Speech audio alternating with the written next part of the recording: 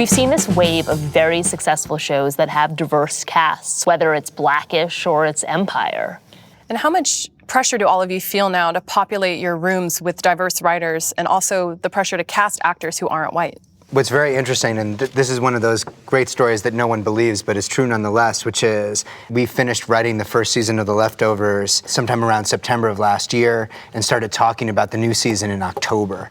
And one of the big ideas was that we were going to introduce a black family, an African-American family, and we were going to do it in Texas. And there was going to be a complete shift away from the characters that we had grown to know and love.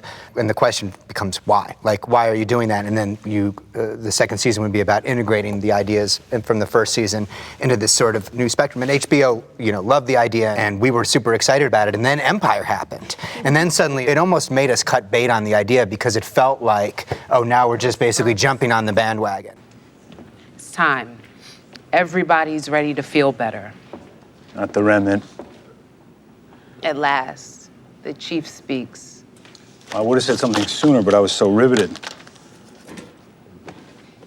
So we're gonna do this again? The whole town, the same place at the same time. On the anniversary.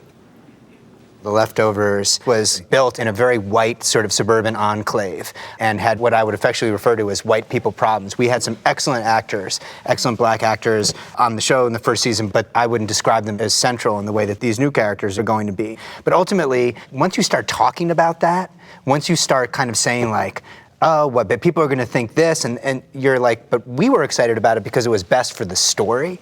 But that idea of suddenly saying like, oh, we're now basically going to populate, all of these shows with actors of color just because that's what people want to see, that's what's going to make them more successful, might not necessarily make them more authentic. So what did you end up doing with the storyline? I'm not telling. No, we're doing it.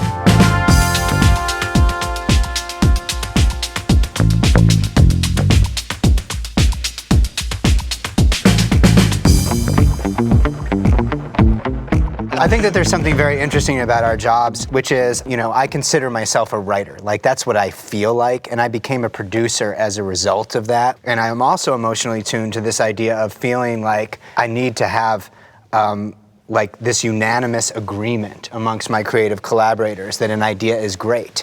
And so consensus, please, consensus. And I also, you can ask my wife this, I have this intense desire for everybody to like me. And so that's not a good management trait. But in the writer's room, I constantly feel like I have to convince them all that this idea is great. And they'll be like, you don't have to convince us, you're the boss. And I'll be like, no, but you need to know. Why don't you think it's great? And it can be infuriating, probably for them and for me, because I'm like, nope, I need to know. I need to know this is good.